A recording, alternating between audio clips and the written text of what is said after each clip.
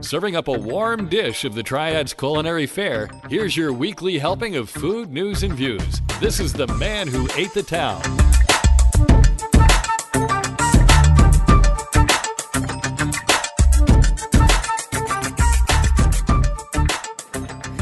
Hey folks, and welcome to episode 168 of the Man Who Ate the Town podcast. This is for the week of September 21st through the 27th, 2020. My name is Tim Beeman. My name's Ray Morgan. And I'm Leomette. And we're opening the recipe box. We are recording this episode of the Man Who Ate the Town in my house, which is the Less Desirable Studio South. We're practicing social distancing and using Zoom, sponsored by Bull's Tavern, who we hopefully will one day have back. Yes. The biggest news is probably that the Lighthouse restaurant has closed permanently.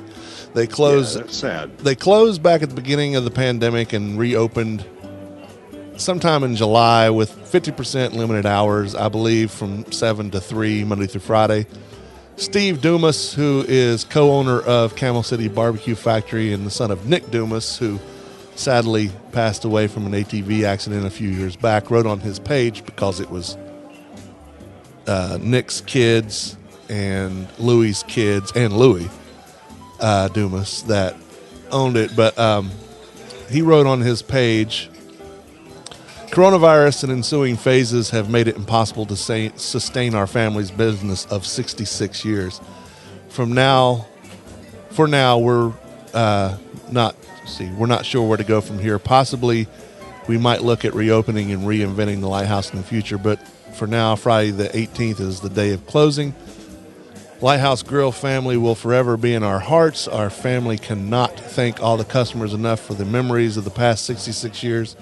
We will miss all of you coming to eat, the playful banter of business and politics at the counter, seeing your new generations being born, and all the other wonderful celebrations that our family's restaurant has been blessed to be part of. Thank you to each and every one of you who supported us through the good times and the bad. The Lighthouse was the second oldest," and that was all he said. "The Lighthouse was the second oldest restaurant in downtown area behind Murphy's Lunch, which has been around for about 68 years, I believe. And they are currently in the temporarily closed designation, according to Michael Hastings. And I called the number and on the thing for Murphy's Lunch, and it was just the owner saying that they were still closed.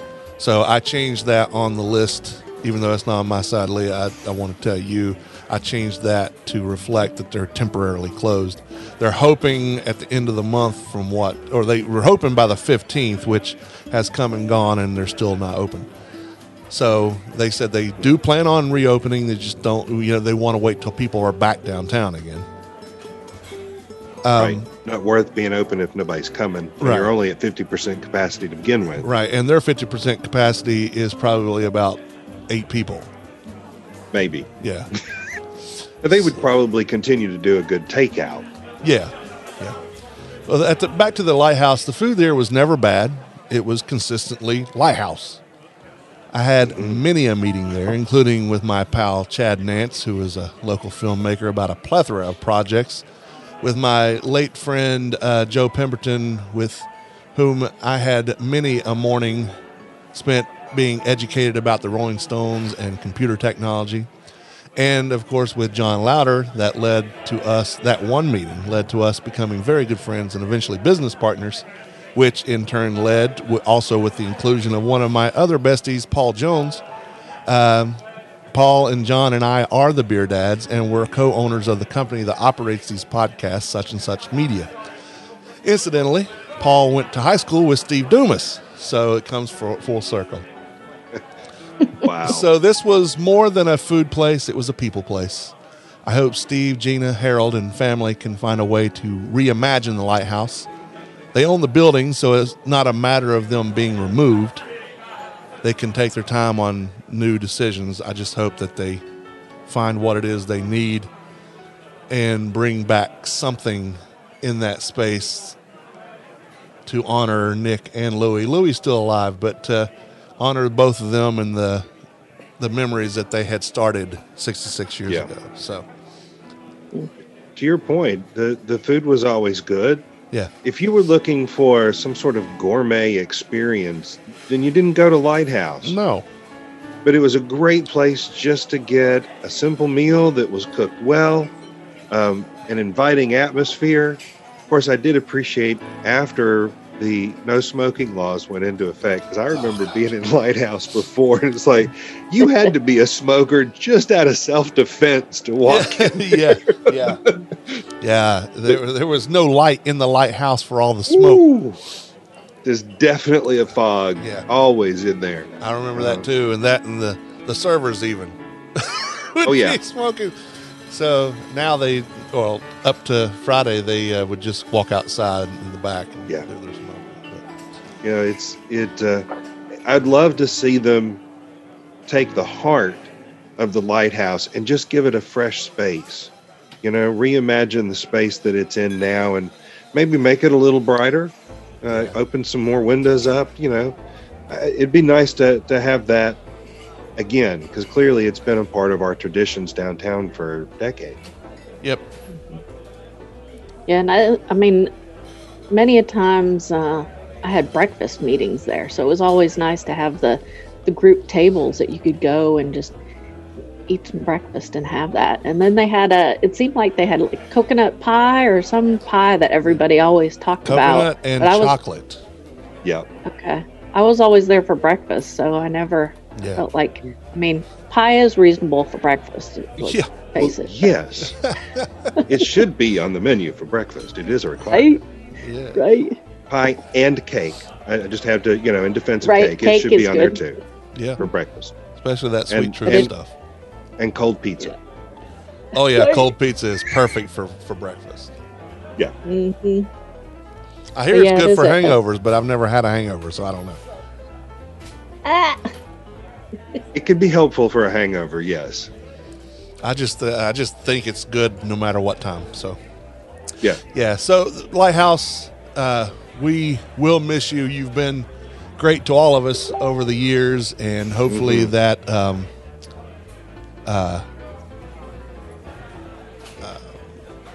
we get something to fill that space from you guys, and not just somebody else with a different vision.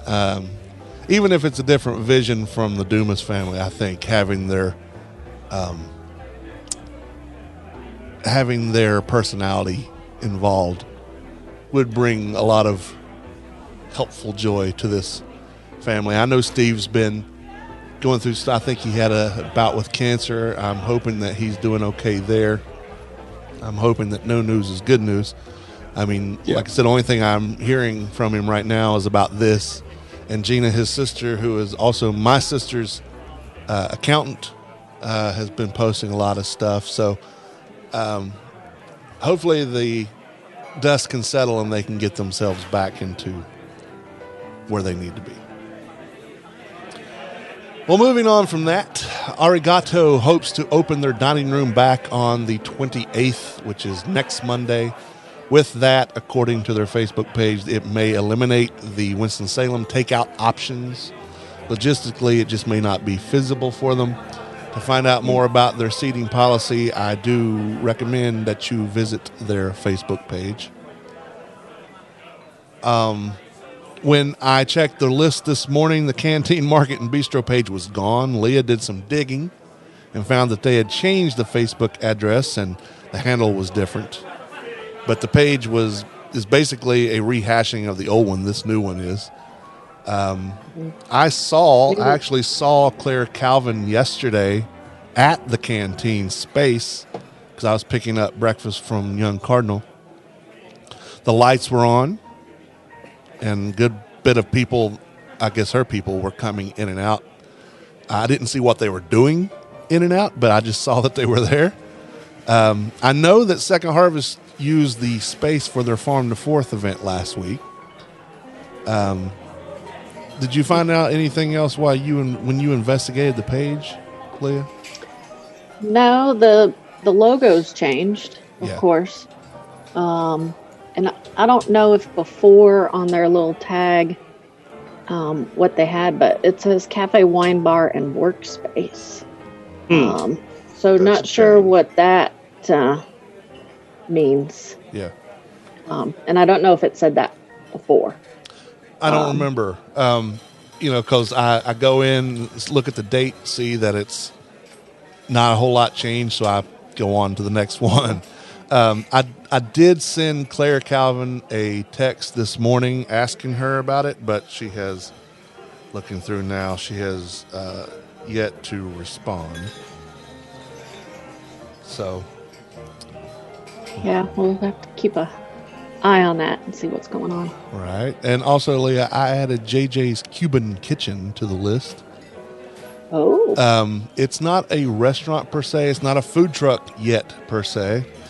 It's this is Ray and my friend Jeff Davids ate there, or actually I say ate there. He got it to go because that's the only thing that's happening right now. But I asked JJ's Cuban Kitchen about themselves, and he said this. I am a second generation Cuban American. I have been in the restaurant business for over 10 years combined. I have managed restaurants for 8+ years with the help and encouragement of my family, especially my wife. I'm starting to build my dream. I have actually been cooking for about 30 years. I specialize in Cuban food, but can cook anything. Cooking is my passion. And as my wife has always said, I'm the kitchen guy who has never met a stranger. Owning my own restaurant, which has changed to a food truck, has been a dream of mine for about 10 years. I started doing research on the market and selling plates from home about a month ago to start building a following. I also figured it was a good way to start raising money for a trailer. So right now I do pre-order plates 1 to 2 days a week to promote my food and future brand. He has a commissary set up in Midway for when he does catering and for when he gets his food truck. I told him to keep us informed. Now, I'm wondering if the commissary in Midway might be our friend Kevin Heath's commercial kitchen, where the Uncle Chris, who's on the show, Uncle Chris's pimento cheese, and I know that Tealation uses it to do their teas there. It could very well be. It wouldn't surprise me. No. Kevin is very supportive of other business. That's true, especially because he has the space there to do it. Yeah, So, and he's not actually manufacturing the pimento cheese on a daily basis. right, he He's does them got- in bulk. Yeah, he's got a weekly schedule, but he does have days when that commissary is open. So I would, if it's him, that wouldn't surprise me, and I would once again go, "Yay, good for you." Yeah, absolutely. well, and the pictures on JJ's Facebook page, like, now I gotta go get a Cuban for lunch. I know. 'cause Well, you got to This stuff do a pre-order looks for good. it though. But yeah, it does look good. I believe that picture for that Cuban may be Jeff David's. But yeah, because Jeff posted a picture of it. So I mean, those pickles in there. yeah. Well, Love me a good Cuban sandwich. so I told him to keep me informed and keep us informed, and we would do whatever we could to, help promote it. Speaking of Cuban stuff, I haven't talked to Michael Mion for a little bit, but I know he was still fighting the health monster. So he called me and explained some stuff to me. I'm not going to repeat what he said out of just respect for him and the health department, but it was ridiculous. I'll just say that. And that's my opinion, not his. I mean, it could be his, probably is his, but I'm saying it's ridiculous because it's not a matter of helping anybody. It's a matter of power wielding. So, and again, that's my take on it. So if the health department's listening, it's me, not him. I'm the one saying this. And you can't do a damn thing to me. So, Yeah. They can't close your restaurant. that's right. I had my very first burger from Burger Supreme this weekend. Oh, Yeah, so they do a smash burger, and here's how you order a burger from Burger Supreme: single or double. Okay. They're, Did you go on either Burger Day last week? No, When I was there. 2 Burger Days. Yeah, I was there Saturday. We were going to the porch to eat, and the porch had a wait, so we went over to Hoots while we were on the list. And when we got to Hoots, Paul and Susan Jones were in there, so they had ordered takeout, so they got it from the porch, and we decided to just all stay there and eat. And since Burger Supreme was outside, I'm like, well, heck, I'll just have that, because we hadn't ordered anything from the porch. And so there's the thing about Burger Supreme, there's no accoutrements, there's no condiments or otherwise. They do a smash burger with cheese and their own homemade sauce, and that's it. Easy peasy, Georgian wheezy. That's what I say. It was it was right there. But I have to say, it was a damn fine burger. Would it have made my list from last year? Maybe. It started off weird because of the sauce, but by the end of it, I really liked it. And it wasn't too filling. I wanted another one, but I thought against it afterwards. But I wouldn't turn down a Burger Supreme burger in the future. Their sauce is like a mixture of ketchup, mustard, and mayo all in one. And I'm sure there's some spices and stuff in there. The first bite was a bit mustardy, but as the thing went on, it was really, really good. But I mean, they cut down overhead, not having to worry about tomatoes or lettuce or pickles or anything like that. It's just, it is what it is, and that's what it is. And people seem to love it. And you want a little one or a big one? That's it. Yep. Yeah. I got the double, and Stephanie got the single. So Nice. yeah. So, I forgot to mention this last week, but we had a lot going on last week in many ways. Street Team Steven and I went to Malaysia 18. I haven't posted about it yet. I have to send the pictures to Steven to tell me what it was we had, because he pretty much ordered it all and gave me like history and stuff on it. He's very versed in Asian cuisine. He spent a lot of time in Asia and knows a lot about the food, the differences of food between, like, Chinese is completely different than Malaysian, which is completely different than Cambodian and Laotian and all that stuff. So Vietnamese food, it's all in Thai. So he was explaining stuff about those, and again, I'm going to have to get his help. I have the pictures. I just have to redo them. And between staycation, Labor Day, and helping Stephanie with a big video project, that I just let all that other stuff slide by. So, Steven, I know you're listening. I will get those things to you this week. I'll send you the pics, and then you can give me confirmation what it was. I have the menu here, so I'll write my review from them. Thank you again, Steven, for that treat. And I think we're heading this week either to Katsuri Indian Restaurant or Taste of the Triad. And speaking of Taste of the Triad, Ray, I think you went to their event this weekend. We did. Whitney and I came down for that. Had a great time. They had a DJ going for a part of it. They had a live jazz band playing for a big chunk of the afternoon, and they were good. They were really just jamming. And they had their food available. It was a limited menu, the kind of stuff that was real easy to do from the parking lot. The kitchen itself was closed. Yeah. So, your burgers, your dogs. They had some sausage. They had beef and pork ribs. It was good, and the sides that you would expect. One thing that was a little bit different is, there's an awful lot of artwork in the building. Yeah. And some of the murals that were still in progress the last time I was there have now finished. So the artists who have done the majority of the work were there, and she gave them an opportunity to share some reflections about their work and what it meant to them. And then all of the artwork that's there is now for sale. Wow. So she walked everybody through, and it's like, we got a chance to hear the artist talking about the individual pieces as well as the murals that they'd done. And then if anybody wanted to take some of that home, prices were right there. Just make your offer and off you go. So yeah, it was really a neat event. Whitney and I were trying to figure out, we probably saw a couple hundred people come through over the course of I think we were there about 3 hours. So yeah, it was a lot of fun. I'm really impressed with the work that Sabrina's doing out there. Sabrina is awesome.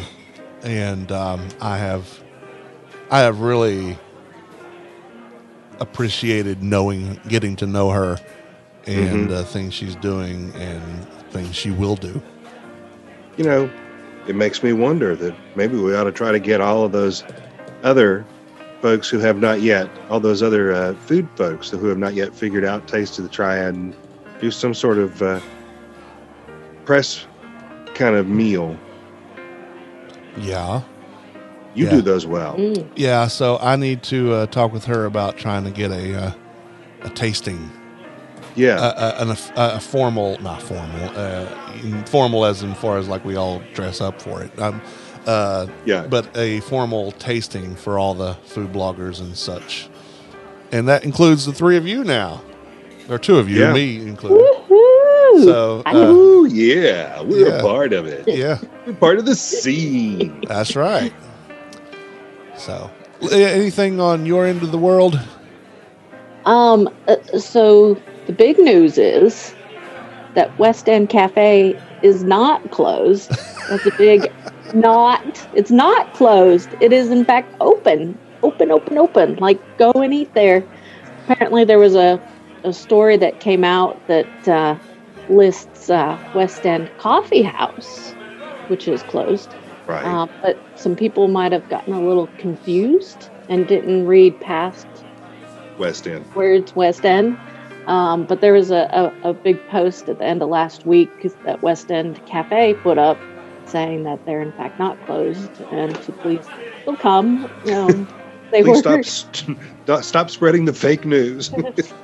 Stop spreading the news. And a bunch of people have commented, and so the post got 105 shares. So some people wanted to make sure that everybody knows that they are indeed way open, and they're posting photographs of some good looking food. Let me just tell you, I need to go over there. I haven't been in a while, but that's always been a favorite spot of mine. They keep posting pork chops, and let me just tell you, I mean, let me go over. Yeah, yummy. Their chicken salad, I think, is some of the best in town. Oh, I love that stuff. Well, the salad dressing, the house salad dressing. If I could just have a vat of that. Just drink this. To put, straight up, like shots, man. That's the just IV that straight into me. Yeah. Like, I don't need any salad with it. Like, the heck with the healthy stuff. Like, give me the salad. That's dressing. how I am about the Caesar dressing at BLL Rotisserie Factory. I like to dip my breadsticks in that, and I don't usually eat crackers with my salad, but I'm like, give me the crackers so I can get all this out of here. I mean, it's that good. So I'm looking at the West End Cafe post here. We are not closing. It says, and Winston-Salem Monthly Magazine is the source that they said they never said that they were closing. But Winston-Salem Monthly Magazine does actually say here on the thing, hi everyone, we can confirm that the West End Cafe is not closing. Yay. Article did share the unfortunate news about West End Coffee House, and we're working quickly to try to get their September issue online so we can help clear the confusion. So I did go over to the Journal just to see if they had gotten that post up yet, the issue, and it's not up yet. So you'd have to get that. You have to pick that up at the grocery stores. So does the Journal own Winston-Salem Magazine? They're part of it, or they post their stuff, or it's tied in. Do they have somehow. anybody left there? Because I know that there was a bloodbath last week. There was Lynn Felder and Tim Clodfelter and a couple of other of my friends were released from over there. Truthfully, the only thing left reading worthy over there is Michael Hastings. That's the only thing at the paper that I would, because you can get all the other stuff. I'm telling you this right now. You can get all the other stuff online for free. Yahoo News, CNN, even if you're a Fox News, whatever, their news is newsworthy. Their opinions are crap. And really that's for all the cable news things. So go to AP.com. You can get everything that the journal is doing, and you don't have to pay for it. But you should still do all you can to read Michael Hastings' articles, because that man knows his stuff. He knows what he's talking about. West End Cafe did make the burger list, if you'll remember. I think it was number 7 or number 8 there. And it was odd because it wasn't truly. Bun. Yeah, it was a sub. No, it was a hoagie. So they shaped the beef in the shape of the hoagie bun, and then I added all my stuff to it, and it was fantastic. And I've had it a couple of times since then. So, yeah, nice. I want the award-winning one. That's what I say. So that's all I have on mine. That's all. Okay, that's all she's got. So let's do some food holidays and history and stuff. Oh. On the 21st of September, which is today, it's National Pecan Cookie Day. Oh, that sounds good. Like the famous Amos little pecan and chocolate chip cookies in particular. Those are really good. And pecan sandies, I think those are what I like those too. On this day in 1897, John Deere was registered by the Deere and Company. So that's there. And also on this day in 1897, the same day, the famous editorial reply to "Is There a Santa Claus?" made by Virginia O'Hanlon later appeared in the New York Sun, and the answer was yes, Virginia, there is a Santa Claus. So, so that Very was cool. That is 123 years ago today. In 1937, Ray, you might like this one. Yeah, that's right. You might enjoy this. In 1937, on this date, The Hobbit was published. Hobbits were well known as both gourmets and gourmands. On this day, which happens to be... And ate frequently. Yes. Oh, we'll talk about that in a minute, too. Do you know how The Hobbit started? Just as an interesting little side note from Tolkien's history. The Hobbit started as him making up a bedtime story for his children. Well, I mean, that's how a lot of his contemporaries were. Roald Dahl was the same way. F.L. Bloom, Frank L. Bloom was that way. Yep. So we'll get to more of the Hobbit stuff here in a second. But on the 21st, so tonight, this is Monday, and 50 years ago today, Monday Night Football premiered. So tonight, when the Saints take on the Raiders in the new Raiders, the Las Vegas Raiders, in their new stadium, it will be the actual 50th anniversary edition of that. That's pretty cool.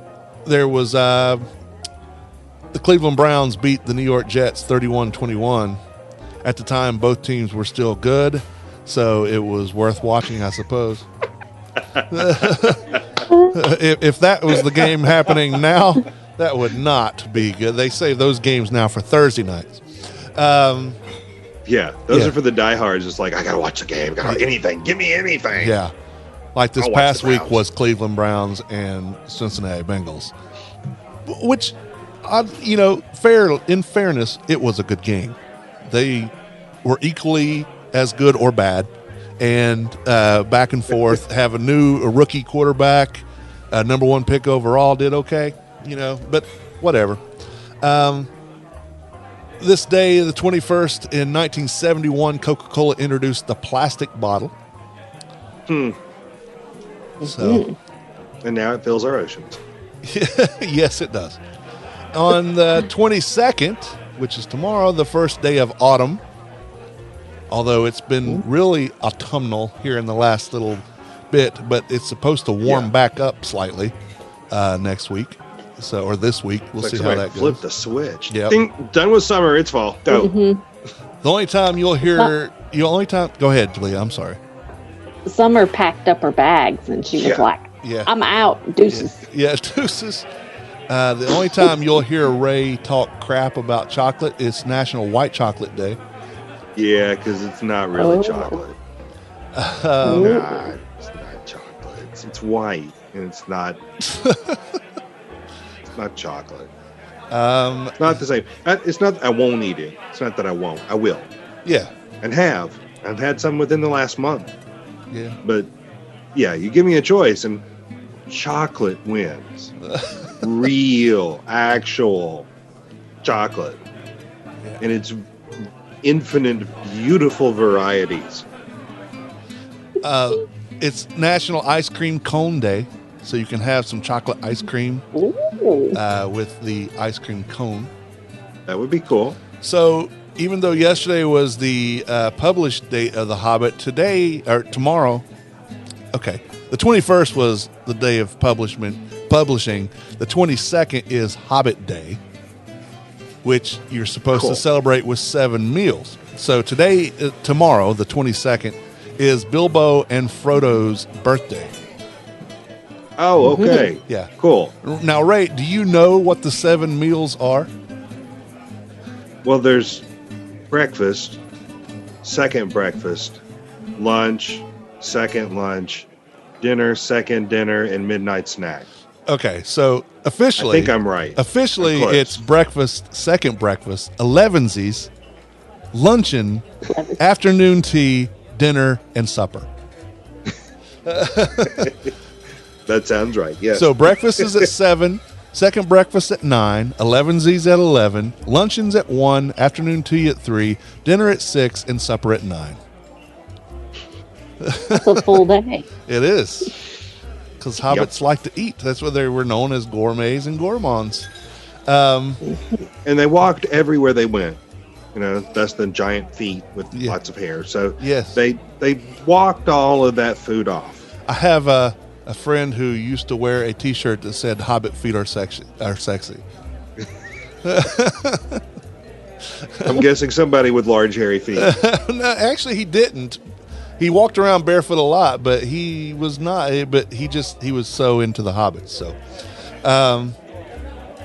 on the 22nd in 1985, the first Farm Aid concert was held in Champaign, Illinois.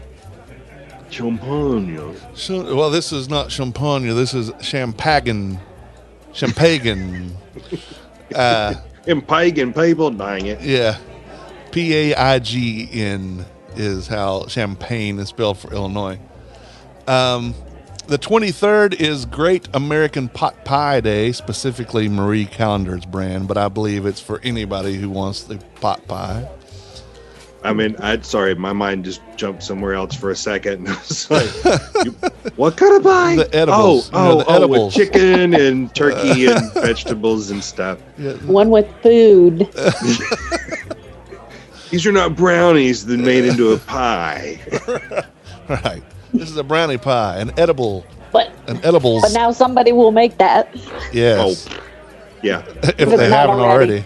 Yeah. Yeah. In 1848, the first commercial chewing gum was introduced on the 23rd. The State of Maine Spruce Gum is what it was called. 2008, you may remember this from last year, Ray. I think we had a good laugh then. On the 23rd, of course, it's from West Virginia, there was an incident of battery by fart. A man in West Virginia was charged with battery on a police officer when he passed gas and allegedly fanned it towards the police officer. He had been taken to the police station for a breathalyzer test when the alleged fart and fan caper occurred. The prosecutor's office later requested that the criminal complaint be dropped. But it was offensive. You can't understand. And then he's waving it at me. Oh my God. You prove that if the evidence is gone. Yeah. It's just a fart in the wind. The legal precedent for that is staggering. Man, rough day for that guy. Yeah, that poor cop. Yeah. You see the guy in the handcuffs, he has to turn around and just Yeah. wave it. I'll show you what. And then he's like, a minute ago it was in my butt, now it's in your nose. You smelled it, you don't it. I fart in your general direction. I wish I had that sound bit pulled up. Oh, that's hilarious. On the 24th, it's National Cherries Jubilee Day, as well as Brooklyn Dodgers Memorial Day. Isn't Cherries Jubilee the one that flames? Yes. So it's cherries and a liqueur. It has to be something at least 151 proof, because that's, anything below that's not going to flame up. So I guess it would probably be rum or something like that. They flame it and then they pour it over ice cream. On the 24th in 1940, the French Sardine Company of California registered the Starkist trademark for canned tuna. In Chicken of the sea. Chicken of the Sea. I think Chicken of the Sea is a whole different one, though, isn't it? Oh. I'm not sure. No. Chicken of the Sea and Starkist are not the same one. Yeah. Starkist was Sorry, Charlie, right? Oh. Yes. If you want the best tuna, Chicken of the Sea. 1957, last game of the greatest baseball team in history. So says James Eagler. We'll talk about that in a second. On September 24th, the last game was played at Ebbets Field in Brooklyn as the Dodgers prepared to move to Los Angeles. The Dodgers beat my Pittsburgh Pirates 2-0. On February 23rd of 1960, the stadium was torn down. Days that will live in infamy. I guess you can tell that James Eagler was born in Brooklyn. I think so. In 2013, Burger King introduced Satis Fries, the new crinkle-cut French fry with about 20% fewer calories than its regular fries and probably 130% less flavor. I am not, I've not had fast food since December 29th, 2014. However, before that, Burger King's French fries sucked ass. What do you really think? I really think they sucked ass. Their old fries were good, and then they went and changed the, I guess, supplier and all the other stuff, and it was just crap. Still, from what I can tell from people, friends of mine that are fast food eaters, it's still crap. So, on the 25th, it's National Lobster Day. It's National Bakery Day, and we have plenty around here for you to choose from. We recommend the Humblebee shop, which we'll talk about in a little bit. It's National Cooking Day, which, that's good for us. And National Crab Newburg Day, and German Butterbrot Day, and Brot, B-R-O-T, which is basically just buttered bread. What were you going to say, Ray? I noticed Brittany got some awards, did she not? Yeah, I think she was one of the Yes Weekly winners. One of the best bakeries? Yeah, that we talked about with Tony Delisio last week. I think she got best bakery, either in the Triad or in Forsyth County. Very cool. Very cool. Well earned. Absolutely. On the 25th in 1890, Sequoia National Park was established to protect the giant sequoia trees, among the oldest living things on Earth. In 1974, it is first reported that Freon from aerosol cans is destroying the ozone layer above the Earth. In 2007, the U.S. Patent and Trademark Office issued a certificate canceling all claims related to the peanut butter and jelly sandwich patent.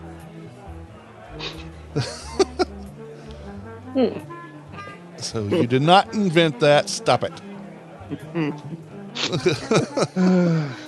Just bad Oh my goodness. I did find something for you, Tim. Go ahead. If I can make this one. Pretty nasty English, big dog. Go and boil your bottom, son of a silly person. I'll blow my nose on you, so-called Arthur King. You and all your silly English. Dig it.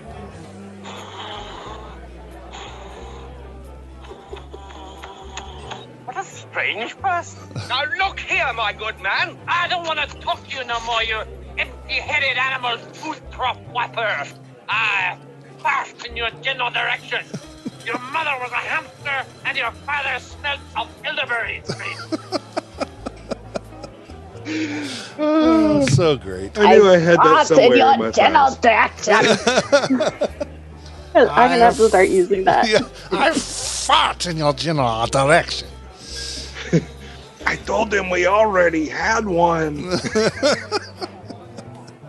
I love that movie. Yes. Your mother is a hamster. And your father smells of elderberries. On the 26th, it's Johnny Appleseed Day. It's National Hunting and Fishing Day. Better Breakfast Day. National Dumpling Day. And after all that, it's Family Health and Fitness Day.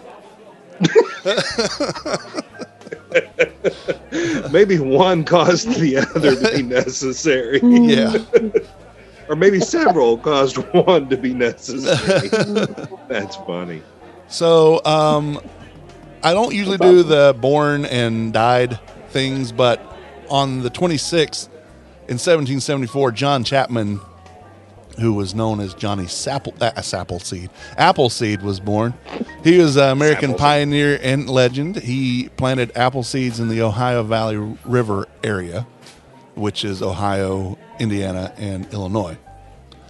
And also on the 26th in 1820, Daniel Boone died. He is an American pioneer and frontiersman, and 2 towns in our state are named after him, Boone and Booneville, which they didn't spell Booneville right. There's no E. There's an E at the end of Ville, but not in the first part. But supposedly it was named after him. Ray's back on the chocolate train on this one. On the 27th, it's National Chocolate Milk Day. Yes. And you can have it because it's National Corned Beef Hash Day. Okay. It's kind of an odd Brown? Okay. I puke in your general direction. Yeah, that might happen, and it would be colorful. Yeah, I like corned beef hash. I didn't when I was younger. I thought it was just looked awful, but Yeah. it's okay now. On the 27th in 1870, Edmund McElhenney patented his improved method for making pepper sauce, which we know today as anyone? Bueller? Sriracha? Tabasco. Yeah. If you look on the Tabasco label, that diamond, it says McElhenney and Company. You have to be careful how fast and how you say this. On the 27th in 1892, Joshua Pusey invented book matches. He called them flexible matches. He sold the patent to Diamond Match Company in either 1895 or 1896. And they made it big. Yep, they did. In 1947, on 27th, Marvin Lee Aday was born. Anybody know who Marvin Lee Aday was? Bueller? I'm a day late. I don't know. Marvin Gaye? Nope. Meatloaf. Meatloaf. Yes. Of course. What's for supper? Meatloaf. You took the words right out of my mouth. In 1957, on the 27th, J. Arthur Pritzker purchased the Hyatt House Motel in Los Angeles Airport from owner Hyatt Von Den, the beginning of the Hyatt Hotel Corporation. So I thought that was older than that, but it isn't. So 1957. In 2010, the temperature in downtown Los Angeles hit 113 degrees just after noon, setting a new record high temperature for that day. And this is, again, the end of September. Mm-hmm. That's crazy. It is That's crazy. been one of our El Nino years. Yes. So that's your Food Holidays history for this week. Special thanks to James Ehler at foodreference.com for making us chuckle, roll our eyes, know more about a Brooklyn team that no longer exists, and having Ray go off once again on white chocolate and Yes. giving us some farting in general direction humor. And for that, James, Thank we you fart to in my your advisor. general direction. Who fart that shot?